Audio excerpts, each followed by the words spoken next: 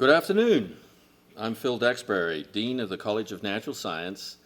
Thank you all for joining us on this important and joyous occasion for the Departments of Chemistry, Earth and Environmental Sciences, and Physics and Astronomy, and the entire university community. Our program today will touch briefly on the importance of Hanna Distinguished Professor and MSU Foundation Professor designations and the long-term impact that these prestigious positions have on the continued excellence of the university environment. Let me personally congratulate our two esteemed colleagues, Dr. Angela K. Wilson, John A. Hanna Distinguished Professor of Computational Chemistry, and Dr. R. James Kirkpatrick, MSU Foundation Professor, for their achievements to date, which is recognized by these professorships. Following a few remarks and brief introductions about Jim and Angela from Chemistry Professor and Department Chair Rob Malechka, we will hear from our two honorees and have their formal investitures. Finally, Dave Washburn, Executive Director of the MSU Foundation, will provide a few closing remarks about our newest MSU Endowed Faculty designation, the MSU Foundation Professorship, and how it came to be. With that, I'd like to turn the program over to MSU Assistant Vice President for Research and Innovation, Douglas Gage. Thanks for being here, Doug. Thank you. It's always a great honor to attend these events. It's not often that we have ways of honoring our faculty, and I think when we have a chance to do that, we should do it at every turn. So I'm here representing Provost Sullivan and Senior Vice President Steve Hsu, who are unavailable today. We're here, I think, to recognize two outstanding individuals. So Angela Wilson, who is a John Hanna Professor of Computational Chemistry, and Jim Kirkpatrick, MSU Foundation Professor. So these awards, the John Hanna Award has a little bit more heritage to it. John Hanna was really a transformational leader of MSU, and I think having a professorship in his name is something to be very proud of. The MSU Foundation professorships are a little bit younger, but I think with the collaboration of the MSU Foundation, you'll hear from Dave Washburn a little bit later, that these are another important mechanism we have to really advance and recognize scholars in the university. So you're going to hear a little bit from Rob Malechka about the scholarly contributions of each of these individuals soon, but our hope is really that these awards will actually serve as a catalyst for others who can look to these two individuals as scholars to emulate. So we hope that the payoff and return will come much farther down the line when we see your successors step up to this podium. So thank you very much. And I'll turn it over back to Phil.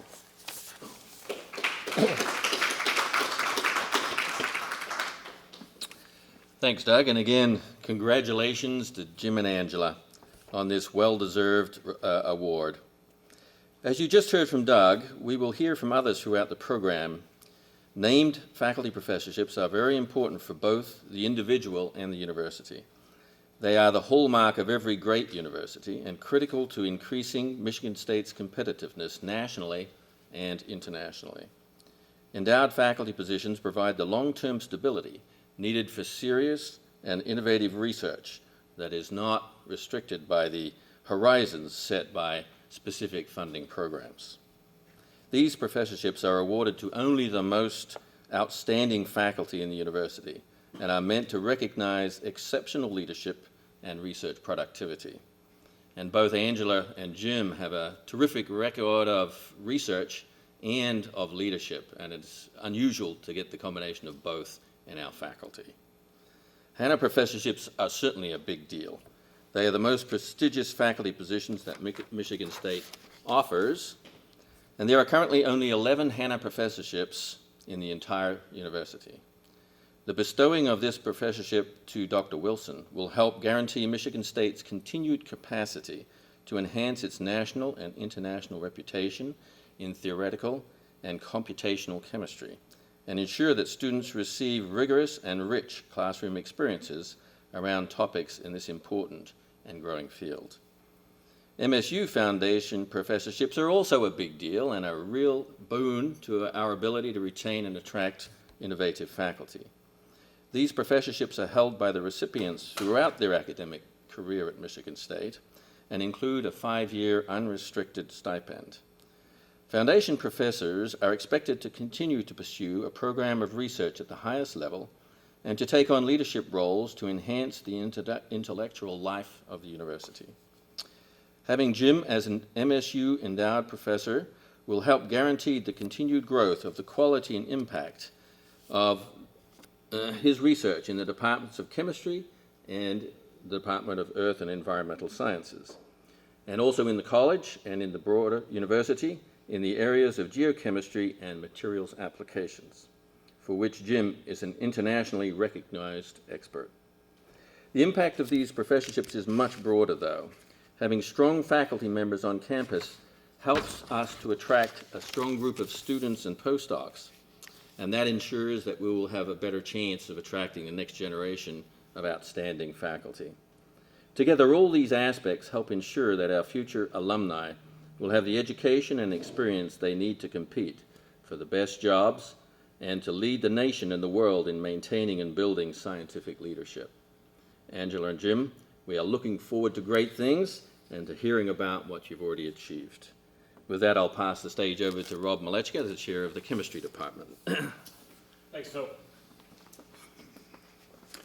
So I am pleased to provide the perspective of the Department of Chemistry on the occasion of the investiture of R. James Kirkpatrick as an MSU Foundation professor. Jim received his AB degree from Cornell in 1968, and then 4 years later, and for the students in the audience, 4 years later, earned his PhD from the University of Illinois, Urbana-Champaign. Jim's path to academia is somewhat non-traditional in the sense that upon earning his PhD, he took a job at Exxon as a senior research geologist. This would be followed by being named a research fellow in geophysics at Harvard, and then serving as a research geologist at the Scripps Oceanographic Institute. Jim then returned to the University of Illinois, this time as an assistant professor in the Department of Geology. Rising through the ranks, Jim built a tremendous research program that explored mineralogy, glass science, solid fluid interactions, and the petrology of rocks. So why am I introducing Jim? As the chair of the Department of Chemistry, I also must note, of course, that Jim has made very important contributions into the field of materials chemistry. This included the study of kinetics of nucleation and growth in natural and synthetic silicate melts. His group became experts in applying NMR, spectroscopy, and computational molecular modeling to inorganic materials. In short, Jim became a geochemist. As I think we all know, in 2007, Jim left Illinois and became dean of our College of Natural Science. Now, to say in the capacities of me as chair and Jim as dean, that we always agreed on each other's great and unmatched wisdom would be, let's just skip this whole part of the introduction. Now, seriously, Jim, as an administrator of a single department, I always marveled how Jim was able to sustain scientific excellence while also serving as the dean of a college as large as the College of Natural Science. Whether it was mentoring postdocs, writing and securing grants, giving invited talks at national ACS meetings. In fact, Jim and I were at a lunch at an ACS meeting a couple years ago. I think Jim was giving 3 talks. I was giving none. So that gives you a little bit of an idea on his stature within the area, but also on making research visits to P&L while dean. His work made the cover of JChemPhys C, All of these things, I think, testify to Dr. Kirkpatrick being a scientist of the highest caliber. We also know, since 2008, Jim has been able to focus on science full-time. Returning to the faculty as an MSU Foundation professor will enable Jim to further advance our understanding of the properties of materials of importance and that are importance of geochemistry and in various materials applications. Jim, I sincerely congratulate you on the honor, and I look forward to the continued success in your lab. And now it's time to hear from our newest MSU Foundation professor, Professor R. James Kirkpatrick.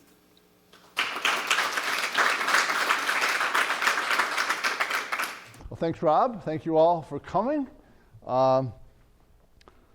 When I started to prepare this talk, I didn't really quite know what to do. I've been at this now almost 50 years. And the question is, what the heck can I talk about in 50 years? So if you'll indulge me a little bit, I'll talk about a little history and then talk about the work I'm doing supported by the foundation professorship, which is, I think, very, very exciting. So, as Rob said, early in my career, I was a pretty hardcore geologist.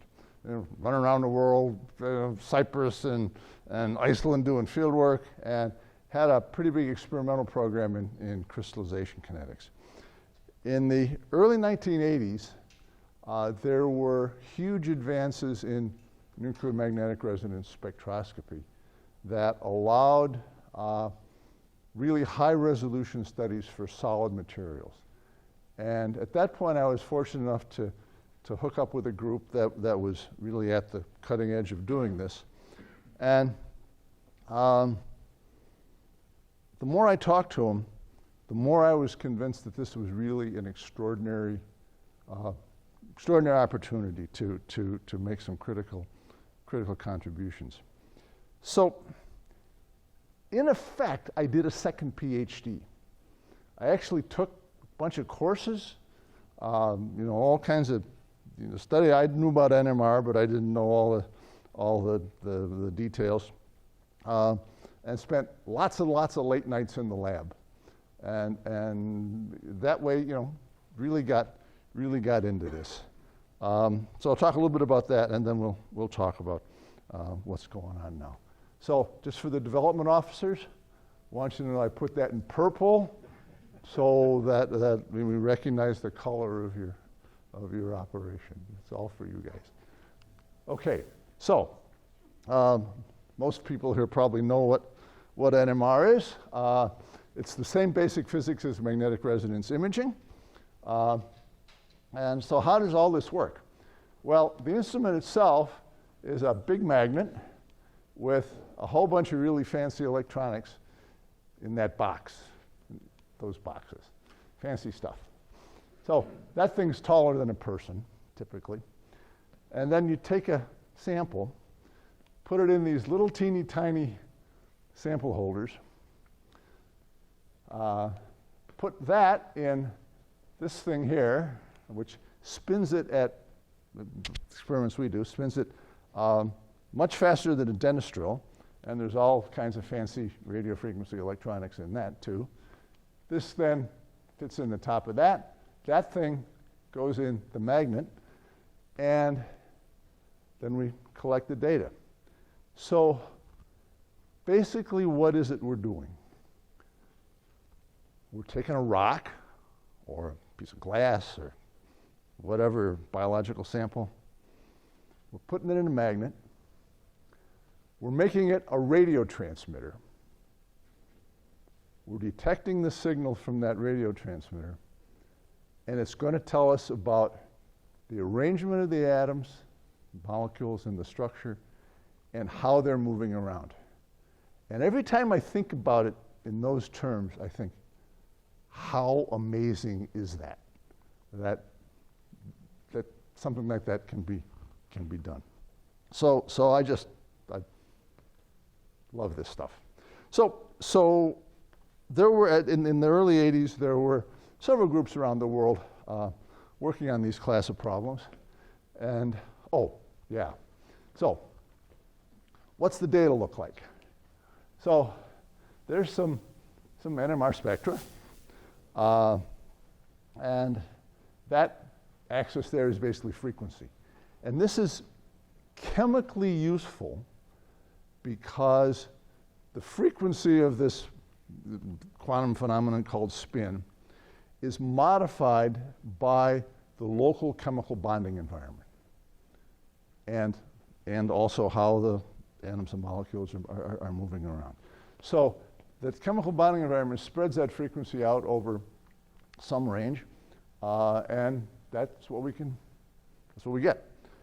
So how the heck do you take some wiggles like that on a computer screen and make any sense out of it? I mean, it's still amazing to me. Well, it turns out that the fundamental theory of NMR is really extraordinarily well developed. And there's good ways one can interpret. That doesn't matter what this is. This is just illustrative.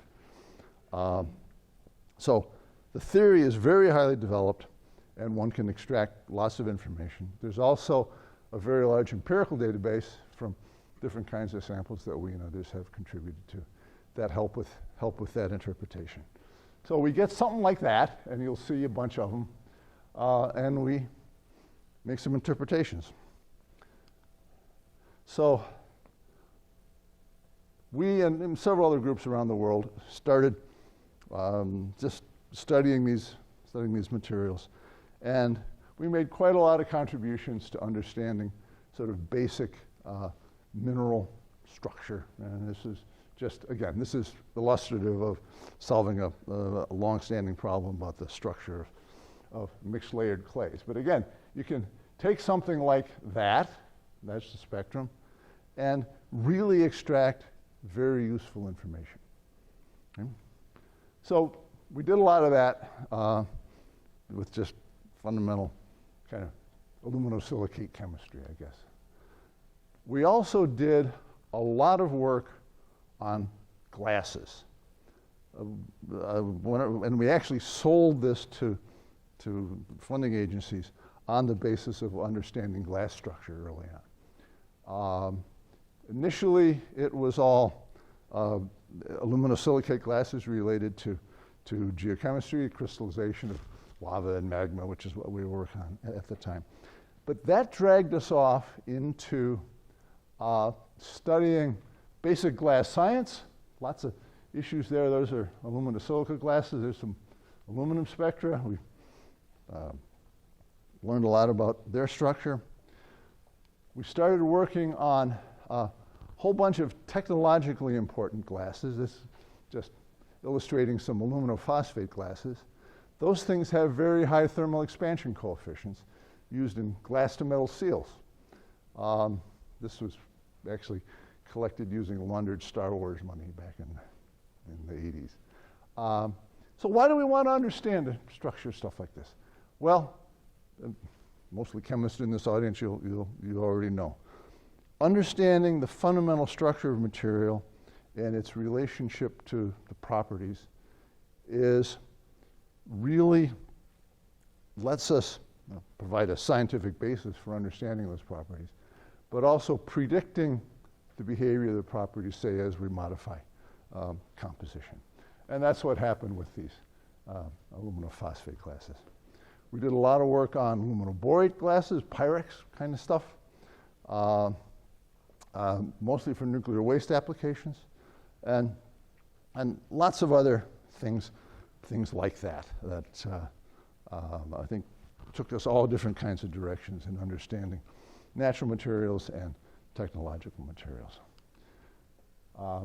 We also did an awful lot of work on cement chemistry. We were part of one of the initial 9 NSF Science and Technology Centers that was supporting cement chemistry, and did I think some very interesting work. We learned a lot. Cement science flies below the radar screen at Michigan State, but most of the big engineering colleges around the country will have a civil engineering materials program, and cement's at the core of it. And of course, cement industry, cement and concrete industry is an immense industry worldwide with a huge research infrastructure all over the world.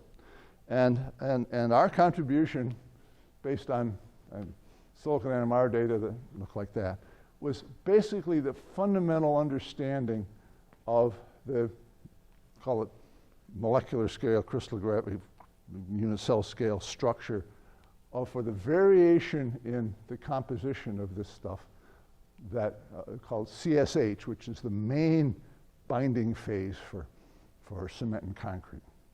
And I think that provided a basis for understanding a lot about the sort of chemical and then hierarchical behavior of this stuff. So that was a really quite enjoyable set of work. Now, this is now getting to what is, we're working on, supported by the Foundation Professorship. One of the themes that we've followed for many years is trying to understand what's happening at the interface between water and some fluid, or water and a solid, or some other fluid and a solid. We'll see more later on. Turns out this is extremely hard to study, and NMR is a very powerful tool for looking at it. So, for example, these are cesium-133 NMR spectra for a clay, and there's room temperature. And you look at the spectrum, and it's pretty boring. Not much going on. This is one peak. Okay. It turns out that if you go down to low temperature, you resolve two peaks. This one, oh, yeah, okay. This, well, two peaks. So we're going to see a lot of figures like this. This the crosshatch kind of stuff is the solid. It's the clay. And there's clay there. And here we have a pore in that clay filled, in this case, with water and cesium. And this turns out to be a nuclear waste issue. Cesium-137 is one of the major components of the U.S. nuclear waste inventory, and a really high-energy gamma emitter. It's bad stuff. So we wanted to understand what the cesium's doing. And it turns out what this is telling us is, in fact, that the cesium's near the surface in two different kinds of environments. One is surrounded by water molecules, but close to the surface. And the other is actually directly coordinated to the atoms of the surface with some water molecules around it, called inner sphere and outer sphere. As you raise the temperature, what happens is those two peaks merge together, and that represents cesium hopping between those two environments. And it turns out at that temperature, about -50, we can tell that the frequency of that hopping is about 10,000 times a second. And you can model it in more detail than that. But here's the point. You get structure and dynamics from this kind of spectra. Okay, why do we care about this? Well, there's all kinds of process chemistry that goes on at fluid-solid interfaces, but from a geochemical standpoint, surface interactions between the solid surfaces and the fluid exert huge control over all kinds of things going on in the environment. So, surface interactions control behavior of water, all kinds of natural and synthetic dissolved materials, natural organic matter, we'll talk a little bit about that, and of course pollutants for all types. So that's just a soil profile showing that. So we're interested because of sort of near surface environmental issues. It's also really important deeper in the earth. There's a oil rig and a oil well down there. The rocks deep in the earth where they're producing oil or trying to do carbon sequestration are porous.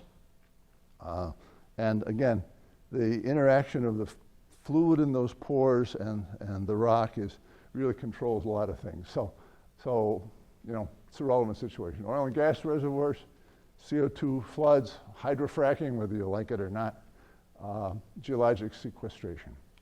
So it turns out now our approach is to use combined experiment and calculation.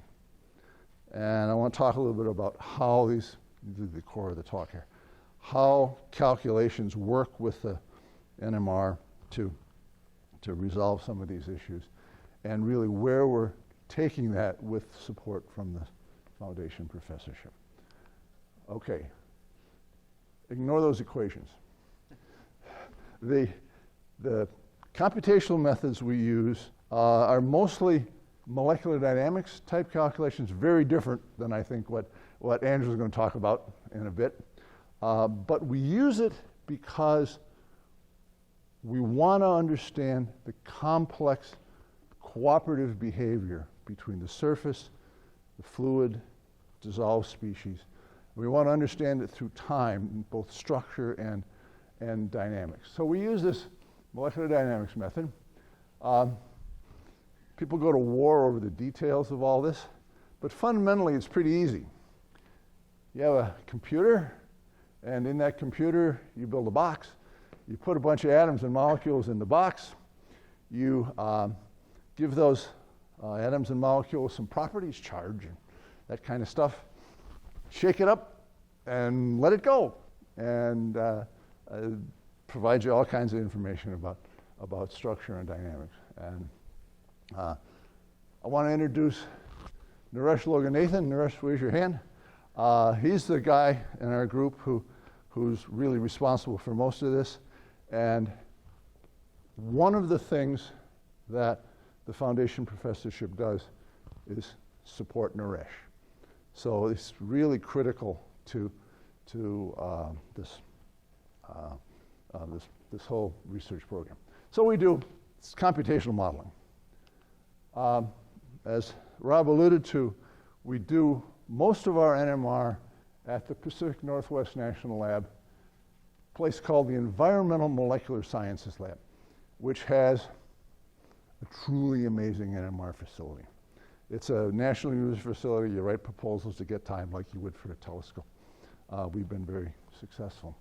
The important thing is they have a really unique setup there for doing this so-called magic angle spinning NMR at elevated pressures and temperatures. And as far as I know, there's no place else in the world that does this. And 400 bars 20C or 225 bars and 250C. And for my chemist colleagues, if you have interest in understanding reactions involving solids under those kinds of conditions, come talk to me. Because the PNNL people are really pushing this to understand all kinds of chemical processes, and it really is very, very powerful. So I'm going to talk about modeling. I'm going to talk about high temperature mass NMR. Okay, so as an example, we're interested in what carbon dioxide is doing if you pump it down into the earth and how it interacts with the minerals. So we collected carbon NMR spectra of CO2 in the nanopore galleries between two layers of clay. And there's the scale, 4 angstroms there. And the spectrums, this is a terrible figure, but the spectrum's in blue, and everything else is in theoretical spectra. What we concluded is, in fact, that the only way you can get that spectrum is if these CO2 molecules are sitting in there kind of parallel to the clay layers and rotating rapidly around an axis perpendicular to their molecular axis. For the chemist, reorients the chemical shift anisotropy tensor. Okay. But we couldn't tell that from the molecule doing the same thing, this librational motion, but also wobbling back and forth. Just, don't have the spectral resolution. So Naresh did some MD calculations for that kind of situation. And here he's plotting the angle between the clay and the CO2 molecule from these calculations. And sure enough, the average position of that CO2 is parallel to the clay. But what he's showing, in fact, is that it is doing this kind of wobbling motion, and that the wobbling is, plus or minus 20 degrees or so. You'd never be able to learn that from just the experimental data. And and so this really provides a hard basis for understanding what CO2 is doing in these clays. Oops, yeah. Okay, another example. This is carbon NMR spectra of CO2 and methane in a compressed clay sample, artificial shale we're calling it. I want to focus on the methane region here.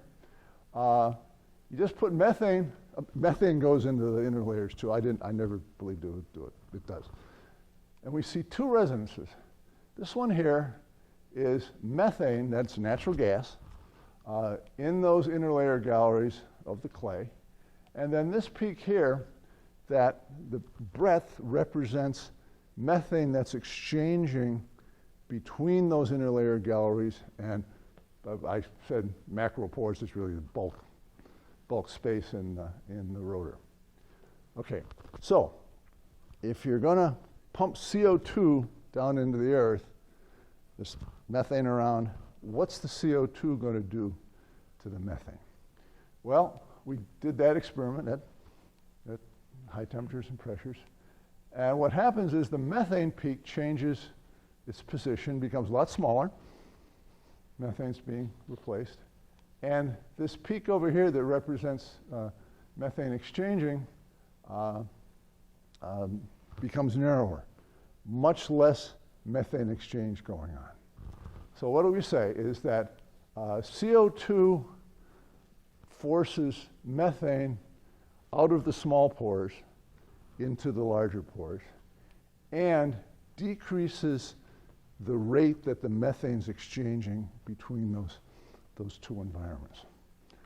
Okay, another example of that, this is now for hardcore NMR people. This is a 2D so-called exchange spectrum for methane in this little bit different sample system. There's methane in these little teeny tiny pores. There's methane in a middle-sized pore, and there it is in macropore. But with this exchange spectrum, you get these so-called cross peaks that demonstrate that the methane is exchanging between those environments. If you get a cross peak, the methane's jumping back and forth between those environments. And I didn't show all the data, but you do it as a function of so-called contact time. And you can get an idea of the characteristic time, the characteristic frequency for that exchange. And it turns out that for this sample, it's of the order of 1/4 of a second, which is a pretty long time for a chemical process. But I don't know any other method that would give you that kind of information. This is really quite extraordinary. Okay, so how do we do these calculations? So this is a relatively new method that we use, a molecular dynamics method. We call it constant reservoir composition. This was cooked up by a guy named Oscar Yazadin and Michel Parnello in Switzerland. Oscar's professor at University College London, but he's also a adjunct professor here working with us. And another thing the foundation support provides is money to fly him here every once in a while and really work with us on advanced techniques like this. So this particular method, there's a clay sample, call it that. Could be anything. Could be a membrane or whatever you want. This is very general. But in this case, we have a clay sample, clay, and a pore that we vary the width of. And in this technique, what you can do is you can control the composition there and there in a way that's not possible with other mechanisms, with other computational procedures. So you can get, in our case, we looked at the steady state partitioning of CO2 and methane, but you can also look at the steady state diffusive and pressure gradient driven transport rates. So this is really a very powerful tool. And again, without foundation support, we wouldn't be working on this. So Naresh did these calculations, and what did he find? Well, absolutely, the CO, just connecting back to what we said about that. The CO2 is absolutely preferred in small pores relative to the methane. So pumping CO2 into the ground in say a carbon sequestration situation will release the methane and definitely drive it from small pores, rocks are heterogeneous stuff, small pores into the larger pores. And one thing that might happen is that would make the natural gas more readily recoverable. And the PNNL guys are pushing that.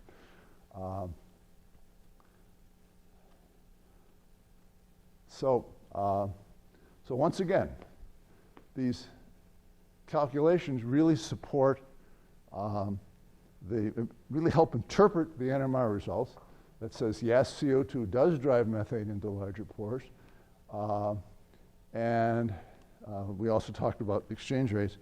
So the calculations to understand the effect of CO2 methane in these pores on the diffusion coefficients in those pores, we're getting going on that. So that's, again, something supported by the foundation.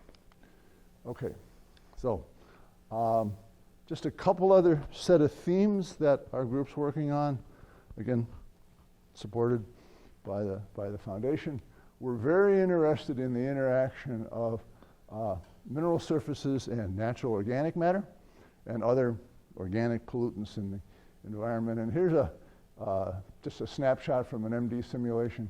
There's a surface there. There's a whole cluster of NOM molecules, natural organic molecules. And the MD simulations are showing, in fact, is that these things stick to the surface through cation bridges. The calcium especially will coordinate to the surface and also coordinate to the carboxylic groups of the NOM, stick it to the surface. And we're in the middle of writing a really long paper connecting MD simulations and a bunch of experimental work talking about that. So these mineral-organic interactions are our main theme. We're also very interested in reactivity, and these high-pressure NMR capabilities let us study in situ reactions. And I don't want to go through all that, but this paper on a reaction of clays with water-saturated CO2 solutions just got published. So those are the themes. Mineral surface interactions, including organic stuff, transport structure dynamics in multi-scale porous materials, and reaction processes especially in CO2-rich environments.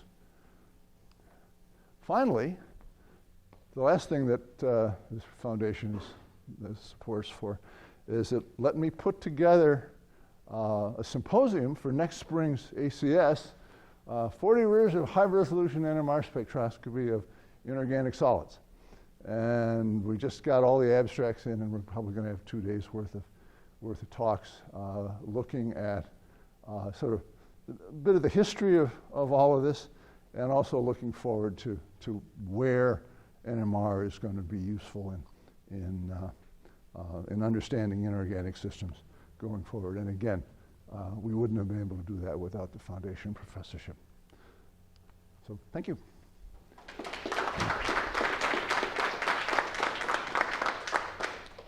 Now I'm pleased to provide the chemistry department's perspective on the investiture of Angela Wilson as our first John A. Hannah Distinguished Professor of Computational Chemistry. Angela is actually a Yooper by birth. She received her BS degree, though, from Eastern Washington University before moving to Minnesota for her PhD in chemical physics. After earning her doctorate, there's a bit of a common theme here. Angela headed to the Pacific Northwest National Labs as a DOE postdoctoral fellow, where she published a series of computational papers with Tom Dunning. At PNNL, I think it's fair to say that Angela's career path became, after PNNL, I think it's fair to say that while Jim's career path to the academy was somewhat non-conventional, I think the same is absolutely true of Angela. Between 1998 and 2000, so this is not a big stretch, Angela held overlapping appointments as a research associate at Oklahoma State, a research scientist at the University of Oklahoma, an adjunct research assistant professor at the University of Oklahoma, an assistant professor in the math and science department at Oklahoma Baptist University, and she took courses studying for an MBA. Now, how you fit all those in is, well, it's a lot for it would be a lot for most of us to juggle.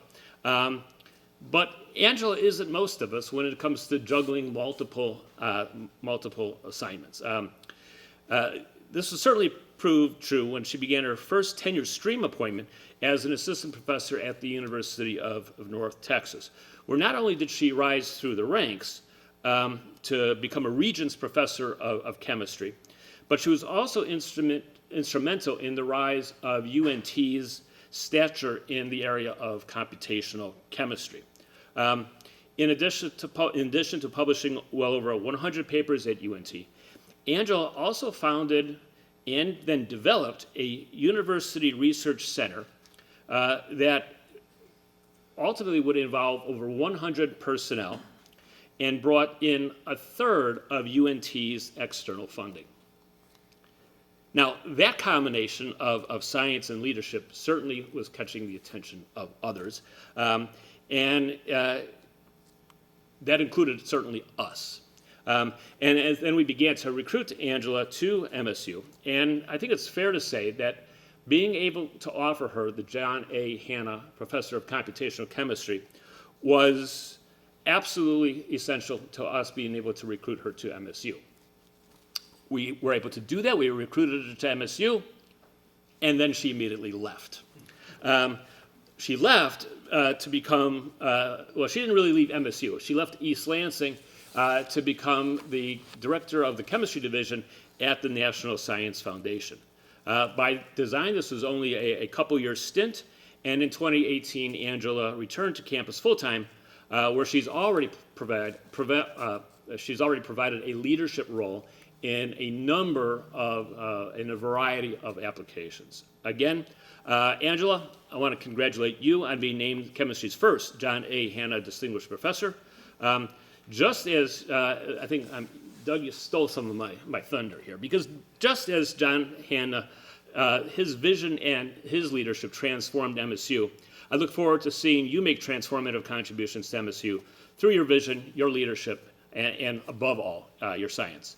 And so with that, I'll turn the rostrum over to Angela.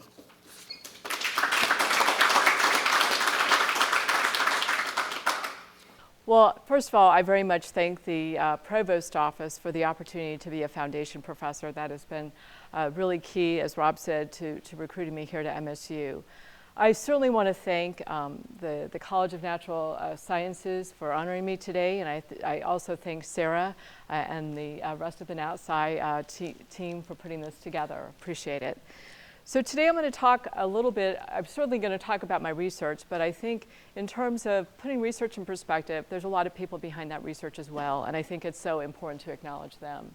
And so I'm going to talk about pathways and perspective as well as people. So first of all, this is from my time at University of North Texas. University of North Texas was somewhere that, Rob mentioned kind of my crazy early pathway, and it was trying to be in the same time at the same place as a spouse who was in the military at the time, trying to be in Oklahoma. He was based in Oklahoma, and so that added a lot of career challenges. And at that point in time, working on an MBA, this crazy pathway, there weren't a lot of universities jumping out to recruit me. And, I was very grateful for the opportunity to go to University of North Texas. My spouse at the time really wanted to be in the Dallas area. That was his top choice. And so I went to University of North Texas. I was really grateful for the opportunity. There, the university was 26,000 when I started, ended up being a university of about 40,000 students. We were very aggressive in terms of really trying to build a graduate program, even though we had University of Texas, Texas A&M, Rice, SMU, Southern Methodist University, Baylor, the list goes on in terms of Texas universities. We were really aggressive about trying to get students. We got to the point where we were competing very easily with Berkeley in computational chemistry and other places as well. And so I think really, we've spent a lot of time visiting four-year universities, really getting to know them and really trying to make it so our place was somewhere that everyone wanted to come. And so you can see really the opportunities we had from that, really great students through the years, and I'm grateful for all that they've done. These are mainly graduate students, a few postdocs as well, but largely graduate students and some undergraduate students. Having been in North Texas for 16 years, I had the opportunity to really build up a lot of collaborations, a lot of great collaborations in chemistry, but also collaborations across campus. This didn't include the center that Rob mentioned that had 20 PIs and about 100 graduate students, postdocs involved in that. But we also, did a lot of collaboration. I did a lot of collaboration with people in areas like sociology, computer science, philosophy, materials, on a lot of different types of projects, and that was quite interesting. But truly, it was, this could not have happened without really amazing staff. Had amazing staff there for the three different roles that I had at the university, and they were really key to enabling me to accomplish what I was able to accomplish research-wise and otherwise. Coming to a new university, I had lots of opportunities while I was at North Texas. I never thought I would leave North Texas. But I kind of felt like I had reached kind of the pinnacle of what I could do at North Texas. I was Associate Vice Provost for faculty before I left, as well as running a large center. And I was really kind of thinking about new opportunities. But no other university really resonated with me like MSU did. I visited MSU about 10 years earlier, and what really resonated with me was, first of all, MSU has got one of the top theoretical and computational chemistry programs in the country, so of course that was quite interesting. But also, we actually happened to have the conference out at the Kellogg Center, and there I was so impressed with a number of combinations of things. And certainly it was the agricultural piece, my grandfather, and also having Lansing here, the capital. My grandfather was a state senator as well as a farmer, and so that really resonated with me. But also I was kind of born and bred in terms of at the Department of Energy labs. I did summer internships when I was an undergraduate student. My first computational chemistry research was at Pacific Northwest National Lab. And so to have actually DOE facility here at MSU, we are a university like no other. And so that is what really drew me to it. And truly, I left administrative position, great research opportunities, because MSU had that, and the icing on the cake was truly the Hanna Professorship. And I've really appreciated that, and I'm so glad that I did come here. It's been a wonderful experience. I've only been here fully for 1 year, and I appreciate my graduate students who stuck with me while I was at NSF, calls all kinds of crazy hours and group meeting times and all of that. They were always very flexible. And they've been very flexible since I've arrived as well, because a couple things, and this is my group, current group here in the bottom right. And not quite everyone. I just got a new postdoc arrived this week. So these are some of my students here and postdocs. But also, you know, I've really had the opportunity this past year. I did a lot of running around trying to meet new people and do a lot of collaborations. And so one of the things we've just done is we've just started a Center for Quantum Computing Science and Engineering. MSU's got 20 years of rich history in this area, so we've kind of got people together, and we're pursuing some new national initiatives in this area, and we're quite excited about that. I've had the opportunity, I'll tell you a little bit more of the story later, but I'm collaborating with Wei Lau in agricultural engineering, Mitch Smith. I never in my life, you'll hear about my research in a minute, thought I would be collaborating with somebody in fisheries, but I am now. As a quantum chemist, that's not really kind of a natural connection. And I'm collaborating with other folks in chemistry. Xufei Huang and I have published a number of papers together now. And Rob Abramovich and Edwin Ellsworth, we're doing, I can't spell, my apologies. We're doing some work in terms of drug development, some pretty interesting work. And last year I had the opportunity to spend the year as an academic advancement fellow through the Academic Advancement Network here at MSU. And we're not allowed to be assigned to our own colleges, but I was assigned to the College of Agricultural and Natural Resources because I had my choice. I really wanted to learn more about agriculture and agricultural research here at MSU. And I've had the opportunity to develop a leadership program for faculty, for department chairs, associate chairs, and some of the directors in the college, which we're actually, we've launched earlier this month. And I'm also working with Quentin Tyler, who is Associate Dean for Diversity and Equity, really trying to develop a program for postdoctoral fellows and really trying to increase the diversity of faculty here at MSU through this program. But on to my research. In terms of research, you know, most people think of, you know, chemistry. If they think about chemistry research, they picture folks in lab coats and you know, doing things with their hands in the lab. Ours is quite different. Everything we do is on computer. You know, there are some people that are drawn to this area because they are complete disasters in the laboratory. You've probably seen them.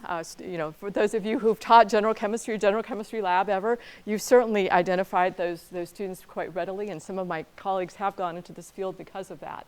But for me, it was a matter of, I really like to look at a lot of different projects, and I'm very interested in, I always bounce between deciding whether I wanted to major in biology, in chemistry, in physics, in management, that kept popping up, mathematics or computer science. And so this really provided me with a way to kind of mix multiple areas. Now, the power of computing, already we've heard from Jim in terms of some of the power of computing. And for me, as I mentioned, I started my career actually at the Hanford Nuclear Reservation Pacific Northwest National Laboratory. And there they have a huge mess in terms of environmental cleanup. And so I was not doing so much the environmental cleanup. What I was doing is developing tools that they did not have, computational methods, that were needed to help try to decipher some and understand some of the problems that were occurring from buried nuclear waste, buried ages and ages ago. They're buried in these concrete tanks, and these tanks, some of them are actually leaking. Unfortunately, this is located next to the Columbia River, which is, you know, obviously a tributary to the Pacific Ocean. So this is a real challenge, and it continues to be a challenge at PNNL. So this is just an example of an area where computation is needed, because trying to do experiments, yes, experiments are very important, but it's very, very complex. What has happened in terms of the radioactive waste in each of those tanks is quite different from tank to tank, and they've got many, dozens and dozens of these buried tanks there. And so trying to do studies of these is very complex, very expensive proposition, very toxic as well. And so they have one of the largest groups of computational chemists in the world actually doing research there, trying to understand the challenges there. Computation plays a role in trying to understand complicated experiments. I'll give you some examples shortly, but also it's very important in industry, and here's an example. Example here is pharmaceutical companies. It takes a very, very long time to bring new drugs to market. Average time frame is about 8 to 12 years. Not only the experimental studies, very, very costly in terms of time, as well as the chemicals, the resources, and time is money if you're trying to develop a new drug. Trying to find a new drug is like looking for a needle in a haystack. It's very difficult to try to find a new drug and then to bring it to clinical trials doesn't mean it's going to be successful either. Very complex process. Now, using computational methods, we certainly can't tell you what the miracle drug is, but what we can tell you is we can basically reduce the size of the haystack. We can reduce basically the numbers of things that need to be studied experimentally. And so I'll tell you a little bit about our work in that area as well. So don't worry, I'm not going to show you too many equations. But in talking about my prior research, my career really started doing quantum mechanical research. What is that? It's not all quantum mechanics now, but most of it is. And quantum mechanics is very powerful computational approach, very powerful approach in terms of really understanding molecules, molecular reactions. All you have to do is solve this one equation. This one equation tells you about all the different pieces and parts of a molecule and their interactions, the electrons, the nuclei. It's so complex, though, that many years ago, Paul Dirac, who won the Nobel Prize in Physics, said that, yes, we basically know how to, we've got this wonderful law, the Schrödinger equation, that allows us to really be able to describe lots of properties of molecules. But the problem is this equation, it looks so simple, is really so complicated, we just can't solve it. These days, we can try to solve it, but we can only solve it exactly for one electron system. Most of the world has a lot more than one electron in it, and so much of the field is really driven, those of us who do development of new methodologies are really trying to identify ways we can approximate this and come up and be able to describe lots of properties. So a lot of my work is equations. And so right now, today, I hope that you'll just bear with me and just believe that a miracle occurs and all of a sudden we can lead to all types of wonderful applications, which I'll tell you about. So what I want to point out is the periodic table. Now, a lot of research in my field particularly is focused on the earlier part of the periodic table. A lot of what we call the living elements, elements that comprise the body, elements that are so important, organic elements that are so absolutely critical to life. Now, one of the things we were very interested in is we really wanted to move further down the periodic table. We wanted to be able to look at transition metals as well as heavy element systems, and I'll tell you more reasons why in a moment, but these were very important to us. And actually, a number of years ago, long before I even thought about coming to Michigan, Dow Chemical invited me up a couple of times. Lockheed Martin also invited me up a couple of times to visit them in New Jersey as well. They also were headquartered in Fort Worth, Texas, so went to talk with them a number of times. And they were very interested in very fundamental interactions. For many years, I just studied very small molecules. And they were very interested in the binding of very, very small molecules to materials or other small molecules. And Dow had talked with me because they were very frustrated. One of the very basic processes that they use is hydroformylation. And they use this as an example to me. And hydroformylation is a very important industrial reaction. It is the largest volume industrial process. Polymers, cosmetics, detergents, plastics, therapeutics, all are because of hydroformylation.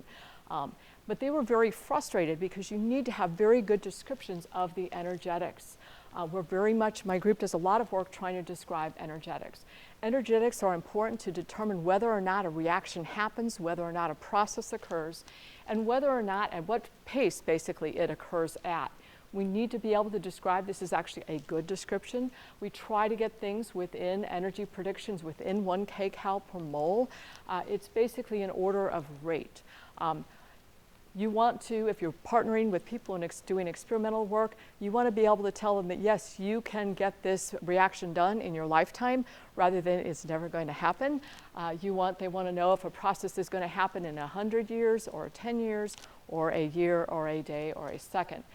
That's part of understanding the thermochemistry and reactivity of different molecules.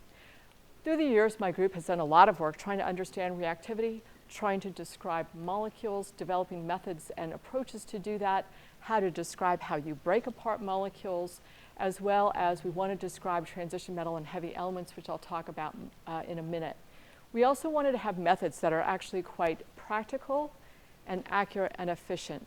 Many times people in my field develop methods that no one but that research group can understand. We wanted to develop methodologies that anyone can use pretty simply. Dow was quite frustrated because density functional theory, these are all different types of density functional methods. It's a class of quantum mechanical methods. And so many people are using these approaches, and they said they just cannot get good enough descriptions of most of their processes using density functional approaches. In fact, they said that basically you might as well throw darts, guess, feel the force, whatever, in terms of trying to predict some of the reactions. They wanted to have different methodologies. And so we've gone to work through the years trying to develop new strategies, and we've done some of the largest studies to date of transition metal species with our new methodologies to try to show indeed we've got an effective method that is quite useful for describing some of these industrial processes. So something else we're interested in moving further down the periodic table. So I've told you a little bit about hydroformylation industrial processes, but we're also very interested in these elements, some along these lanthanides, some of the lower part of the periodic table. These are very difficult elements, and when they're within a molecule, very difficult to describe. One of the things that, they're used in so many different things. They're used in DVDs, they're used in rechargeable batteries, guided weapons, stealth technology, in our cars, in our cell phones. In fact, I kind of chuckled when I saw a periodic table of iPhones in terms of a lot of these rare earth elements are in here.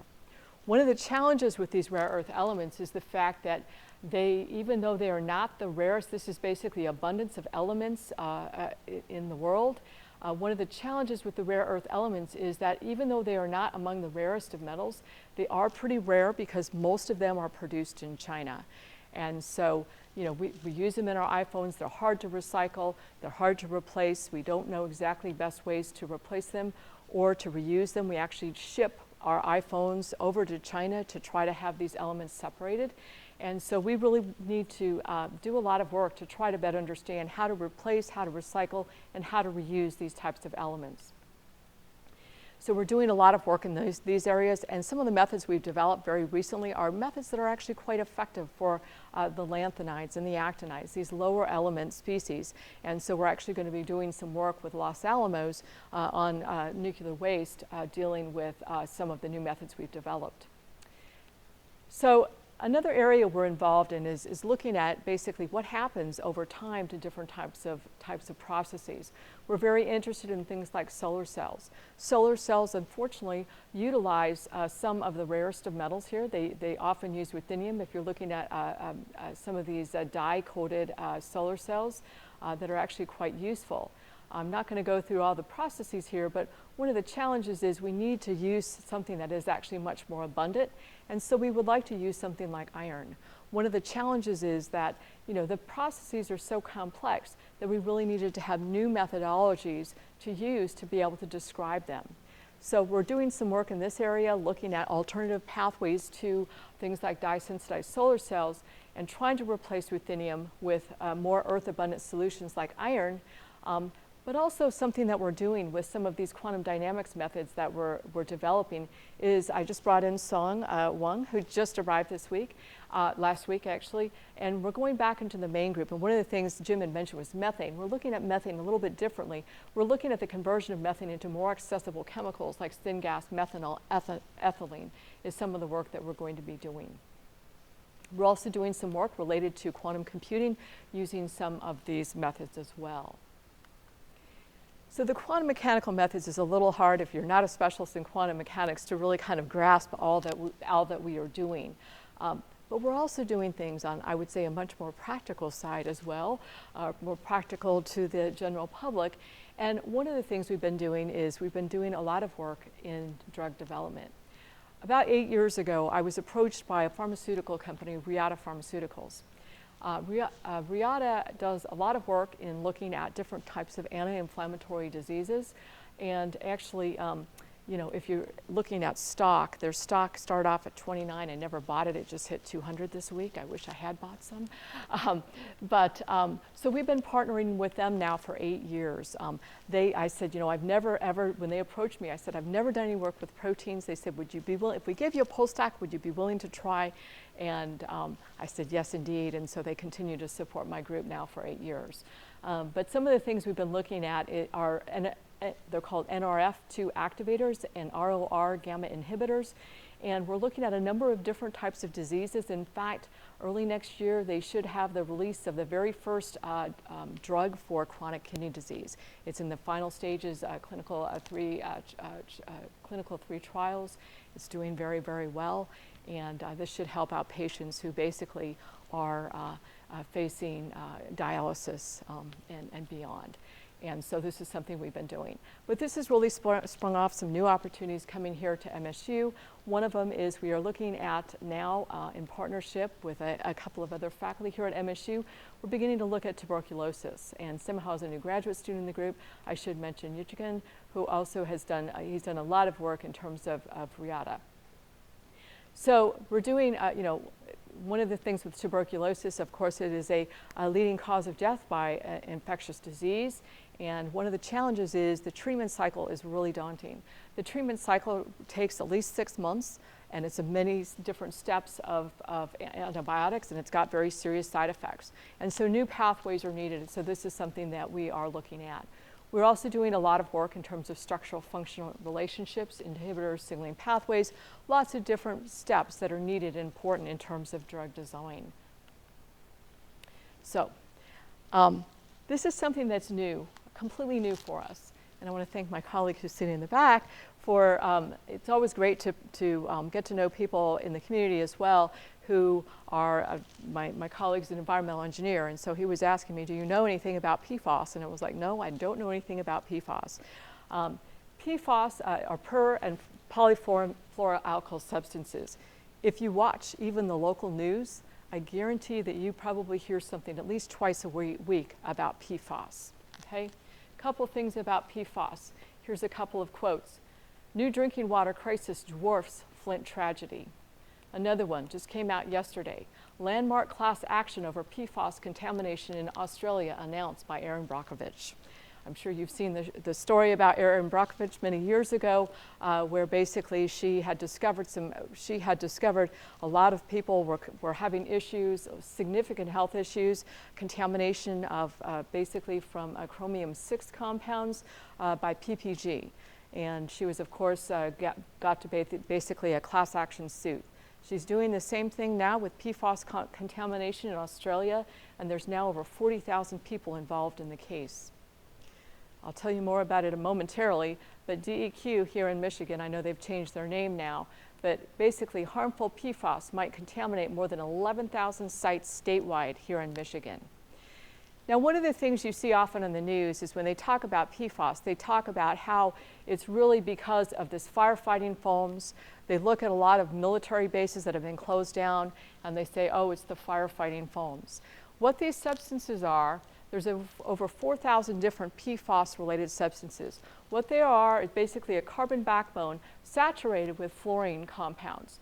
Most of the ones that they've been implicated, and EPA has encouraged companies not to use PFAS compounds, at least ones that are considered longer chain PFAS compounds. Longer chain PFAS compounds basically have 8 carbons surrounded by fluorines and then some sort of end group. The challenges, okay.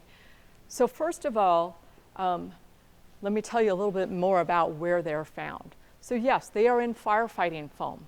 However, I have a student, Batul, who's here, who's planning on going to dental school, had mentioned it's even in Glide dental floss, some of these PFAS compounds. You probably heard the names Scotchgard, Wolverine boots. These are things where these compounds are. Pizza boxes, hamburger wrappers, popcorn containers, Teflon pans. The list goes on and on and on in terms of cosmetics, where these PFAS compounds have basically appear. Scotchgard's been pulled off the market. Wolverine boots is now being sued. State of Minnesota sued 3M for a very substantial amount last year and won. These compounds were thought to be inert compounds. They were thought to not react with anything, truly. And they're great when you've got waterproof, any type of waterproof coating or nonstick coating. And you can think of the clothes that you have, the coatings you've had on your furniture to try to protect them from your kids or your spouse from spilling things on them. So over and over again, these things have been used, and we encounter them every single day. The problems are very substantial with these systems. They are contaminating the water systems. People have found them in Great Lakes fish, which we eat, and they find them in the water supply. We can be exposed to them in many different ways. One of the challenges when I began to look at this was that there was not really a terrific molecular level understanding of what was going on. I've been to meetings where there's a lot of people who are trying to filter PFAS waste from the water supplies in the state. I've been to conferences where they're trying to figure out how do we deal with PFAS that is showing up in our waste management, for our waste management folks. What do we do about this? There's so much that is not known about these compounds. It is actually quite remarkable. One of the things companies have done is said that no longer do we need to, we're not going to use PFAS. We're going to be using something else. We're going to create pans that are PFOA free, which means basically you don't have the long chain PFAS systems.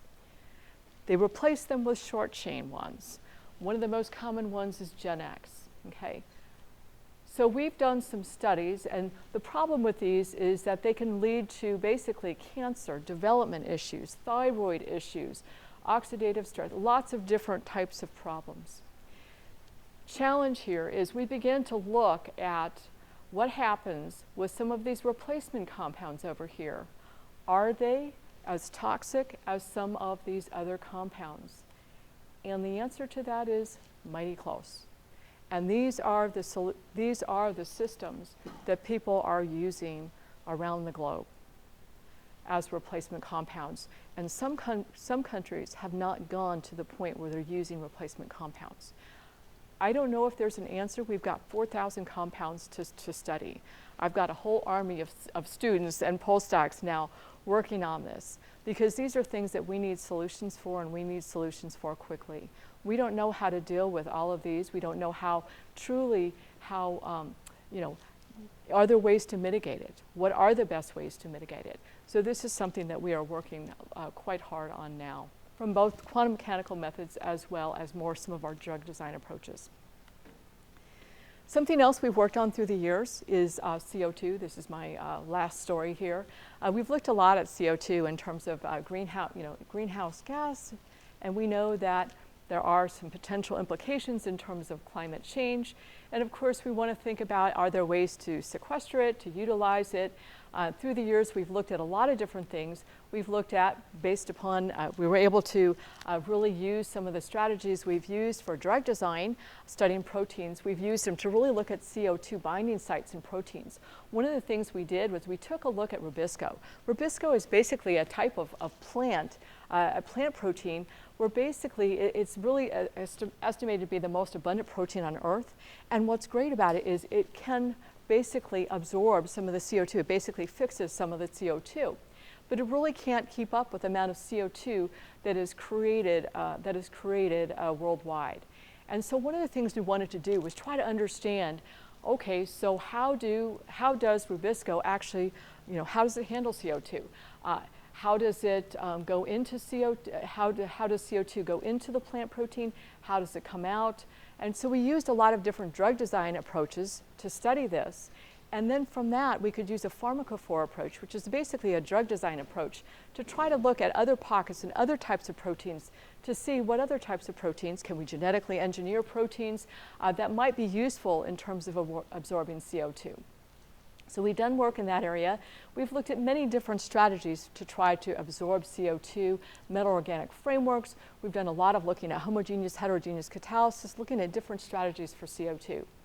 One of the stories I want to tell, especially the junior faculty here and the students here, what I want to share is that, often you aim for a great journal when you're trying to submit a paper, submit some research you're really excited about.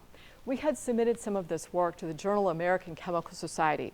We were very disheartened because 2 weeks after submitting, we got a note from the editor that said, this work is really not a broad enough interest for the general chemistry community. I said, okay, great. So we submitted it to Energy and Fuels. we were very happy because then it was picked up by the American Chemical Society press pack. They pick out 4 or 5 articles every week or a couple of weeks that they send to the press. So then we had interviews from a number of different organizations. The New York Times was included in that. Our work was then, I was so excited because as a quantum chemist, these things really don't happen too often. It went to the New York Times and it was picked up by about 200 different media outlets. I had a lot of fun because then the editor of the journal who had rejected the paper was telling me his tales of woe, how he had a paper sitting with Nature Chemistry, and he said sometimes they won't even really look at the paper and they reject it for not brought enough interest. And I said, I have a great story for you. So I told him that this is a missed opportunity, and he said, oh, okay. Well, anyways, we had been colleagues for years and we published together, so it was fine. But what was so funny about this was the fact that also I had companies calling us saying, okay, so what do we need to put on our smokestacks of chimneys from our factory to capture the CO2? And I thought, I'm so far removed from any kind of application at that point in my career. I thought, great question. I said, give us a while. And I never really thought I would be doing anything with the power plant. Well, here at MSU, I was asked to join a project with Wei Lau in agricultural engineering and Mitch Smith, and we are working with the MSU power plant and a clean energy company, and we are truly pulling off the fume. I'm not, I'm watching them do this. Pulling off the smoke coming off the MSU power plant chimney, and our job is to look, basically, we're trying to pull it off, see what kind of CO2, see how much CO2 can be absorbed in basically what I call an amino acid sludge. So our part is trying to figure out what's the best mixture of the sludge. But I never thought I would be doing anything with a power plant, and so just being at MSU was just opening up all kinds of amazing doors I never thought would be open, doing small molecule quantum chemistry, and now just working on such a range of projects, and with a really great team of students and postdocs. Can you guys raise your hands? Saw you too. Yeah, thank you. And I must say, when I was talking about the quantum mechanical part, I neglected to mention Lucas Abersold and Timothy Mellon, who are doing an amazing job on that. And Brad Welch also has joined them. So thank you. Thank you for all your work. And Nuno, I also want to acknowledge you. I hope I acknowledged everyone. So, okay. All right, and certainly I want to acknowledge support through lots of different funding agencies and national laboratories through the years. And thank you so much. I really appreciate the opportunity to be at MSU. I thank the Provost Office for the opportunity for a Hanna Professorship, and I look forward to many, many more years at MSU. So thank you. Okay with that? Thank you very much. Wow, they were really spectacular talks, and we can see why these people are endowed professors. And now they're going to have to bear the burden of giant metals for the rest of their lives. And Doug is here to administer the pain. Yes. Jim, please step forward. This is not a rare earth metal. Congratulations. Wearing your glasses? There we go. Congratulations. Okay. Thank you. All right, congratulations.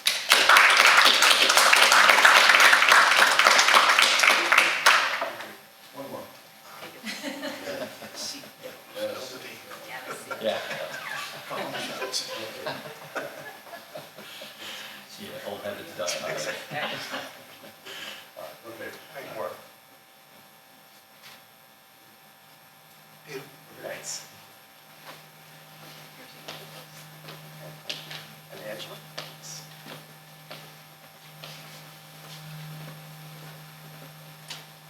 Congratulations.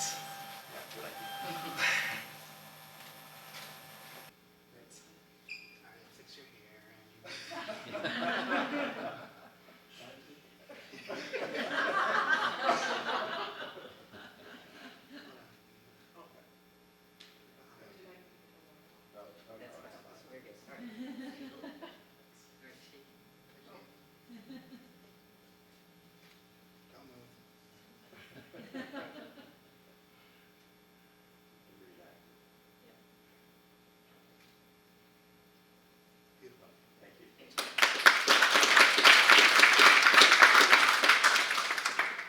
pleasure to welcome Dave Washburn to say a few remarks and then get us over to the reception.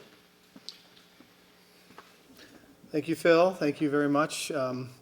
My talk will be brief. I don't even have any slides. So, it's sure great to be in the Midwest at large land-grant universities, especially today with our two professors here. Jim and I were talking about, I'm also a University of Illinois alum and spent a lot of time there, and we have some mutual friends. And now I've just learned you spent time with Tom Dunning, who I think, if it's the same Tom Dunning I'm thinking of, he was at NCSA and lived about 4 houses down from me in Champaign. So what a small world, how great it is to be at sort of Midwestern land-grant universities. On behalf of the Board of Directors of the MSU Foundation, I'd like to extend our congratulations to both of you.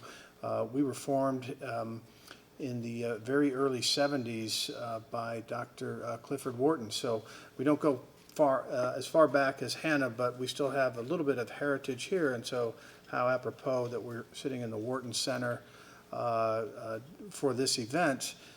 We were started in '73 to help the university in a number of things around fundraising and intellectual property, and we started an early grant program. And if you fast forward, there was a monumental discovery, the cisplatin and carboplatin discoveries, which were licensed to Bristol Myers Squibb, which resulted in a tremendous royalty stream that came back to the university, which was then deployed into the foundation. So today we manage a investment portfolio that came from years and years and years of cisplatin and carboplatin royalties.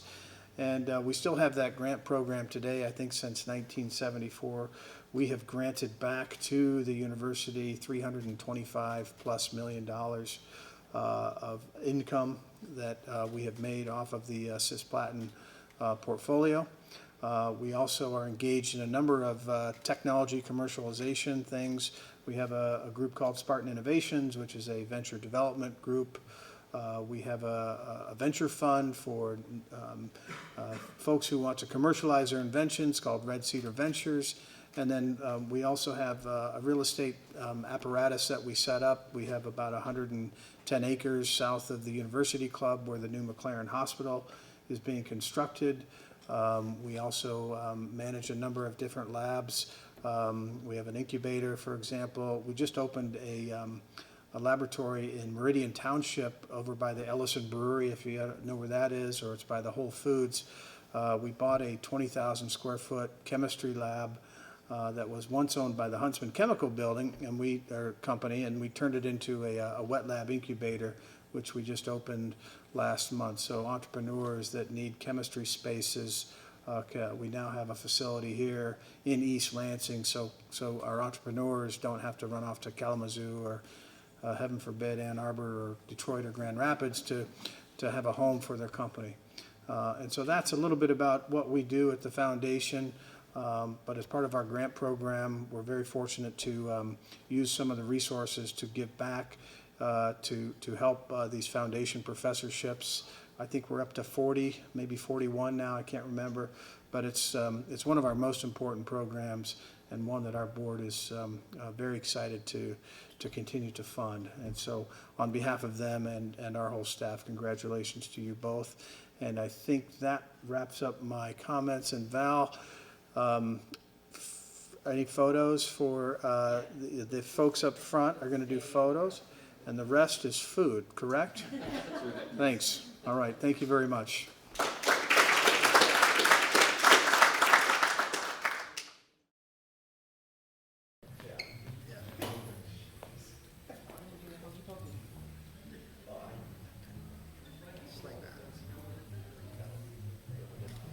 Don't move.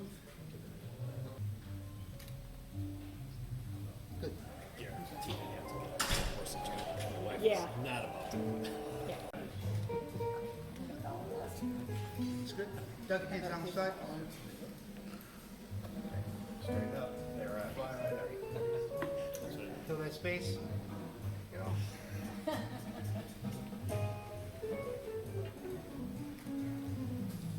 One more, just like that.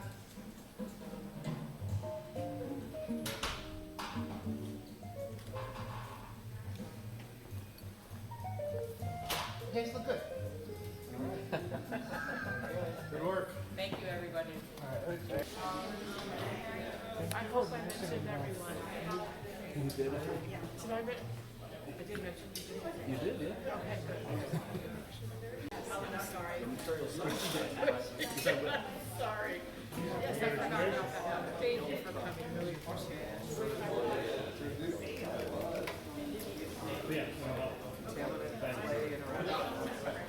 Thank you. No fig leaves. Oh, no fig leaves. I want some fig leaves.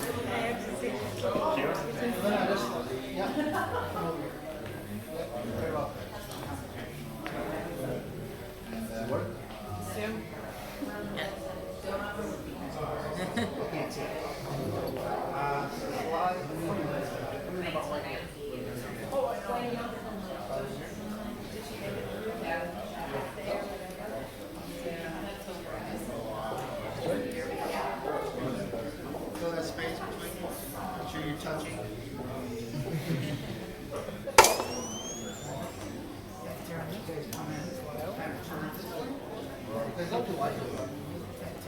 I want you guys to kind of laugh. I want you guys to kind of laugh. So you're right there.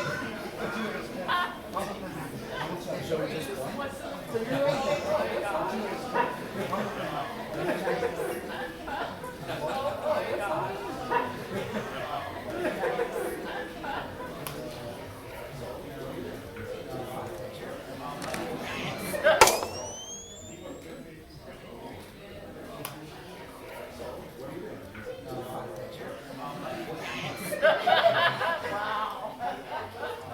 That's good. Okay, great. Thank you. Congratulations.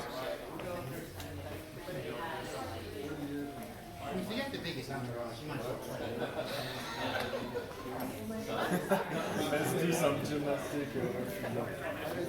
Thank you. We'll make sure you guys get a photo. Great. Thanks so much.